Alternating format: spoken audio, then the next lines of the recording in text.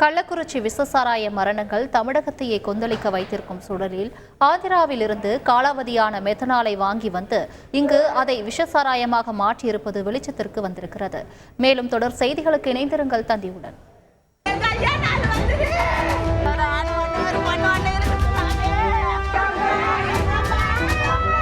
கள்ளக்குறிச்சி விஷச்சாராய மரணம் அரை சதத்தை தொட்டிருக்கும் நிலையில் கடந்த சில நாட்களாக கொந்தளிப்பாக இருக்கிறது கள்ளக்குறிச்சி. திரும்பும் திசையெல்லாம் அழுகுரல்களும் பரிதவிப்புமாக இருக்கும் மக்களுக்கு மத்தியில் சிபிசிஐடி போலீசாரும் ஒரு பக்கம் விசாரணையை கையில் எடுத்துள்ளனர். இந்த வழக்கில் கண்ணுக்குட்டி உட்பட இதுவரை 7 பேரை சிபிசிஐடி போலீசார் கைது செய்திருக்கும் நிலையில் முக்கிய நபரான சின்னதுரையிடம் நடத்திய விசாரணையில் பகீர் தகவல்கள் வெளியாகியிருக்கிறது. இவர்தான் அத்தனைக்கும் காரணம் என கையை காட்டும் அளவுக்கு ஒருவர் மட்டும் இல்லை, செயின் லிங்க் போல மிகப்பெரிய கும்பல் பெரிய நெட்வொர்க்காக இயங்கி வந்திருக்கிறது.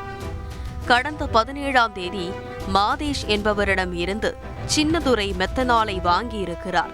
மெத்தனால் அடங்கிய 60 லிட்டர் 4 டியூப்கள், 30 லிட்டரில் 3 டியூப்கள், 100 சிறிய பாக்கெட்டுகள் என அத்தனையும் சின்னதுரையிடம் இருந்து கண்ணுக்குட்டி என்கிற கோவிந்தராஜ் வாங்கியிருக்கிறார்.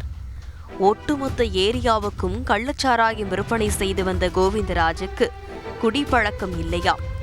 அதனால்தான் வாங்கி வந்த மெத்தனால் தரமானதுதானா என்பதை சோதிக்க நினைத்து அதை தன் சகோதரரான தாமோதரனிடம் கொடுத்து குடித்து பார்க்க வைத்திருக்கிறார். இதை அவர் எப்பவுமே வழக்கமாக வைத்திருப்பாரா? குடித்த மெத்தனால் கெட்டுப்போய் இருக்கிறது என்பதை தெரிந்து கொண்ட தாமோதரன் உடனே அதை தன் சகோதரன் கோவிந்தராஜ் விற்பனை செய்த சின்னதுரையிடம் சொல்லி இருக்கிறார். ஆனால் பொருளை விற்பனை செய்த சின்னதுரையோ அதெல்லாம் கெட்டு போகல, உயர் ரக சரக்கு என சொல்லி விற்பனை செய்யுங்க, அப்புறமா பாத்துக்கலாம் என அத்தனை அலட்சியமாக பதில் சொல்லிவிட்டு கடந்து போயிருக்கிறார். எப்போதும் முழு பணத்தையும் வியாபாரிகளிடம் வாங்கி கொண்ட பிறகே சின்னதுரை மெத்தனாலை விற்பது வழக்கமா? ஆனால் கெட்டுப்போன மெத்தனாலை கொடுத்த 17ஆம் தேதியன்று முன்பணம் மட்டுமே பெற்றிருக்கிறார் சின்னதுரை.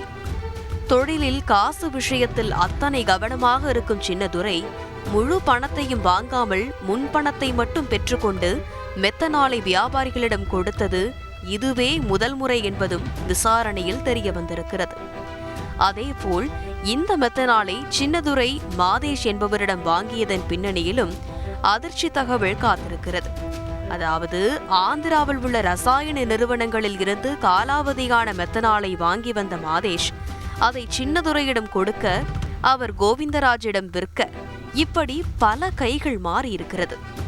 சிபிசிஐடி போலீசாரிடம் சின்னதுரை அளித்திருக்கும் இந்த வாக்குமூலம் பெரும் அதிர்வலைகளை ஏற்படுத்தியிருக்கும் சூழலில் புதுச்சேரியைச் சேர்ந்த மாதேஷும் கைது செய்யப்பட்டிருக்கிறார்.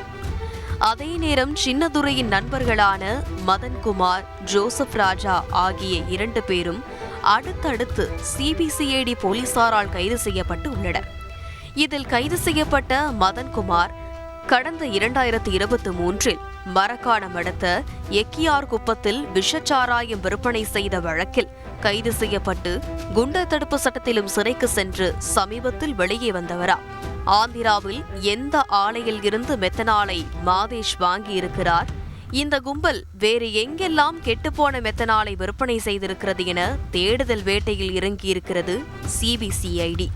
அதே நேரம் ஆந்திராவிலிருந்து மொத்தமாக மெத்தனாலை வாங்கி வரும்போது சுங்கச்சாவடிகளை கடந்து கொண்டு வந்தது எப்படி என்ற கேள்வியும் எழுந்திருக்கிறது. விஷச்சாராய விவகாரம் பூதாகரமாக வெடித்திருக்கும் நிலையில் இதன் பின்னணியில் இன்னும் என்னென்னவெல்லாம் அதிர்ச்சி தகவல்கள் வெளியாகுமோ என்ற அச்சமும் எழுந்திருக்கிறது. செய்திகளை உடனுக்குடன் தெரிந்து கொள்ள உடனே சப்ஸ்கிரைப் பண்ணுங்க.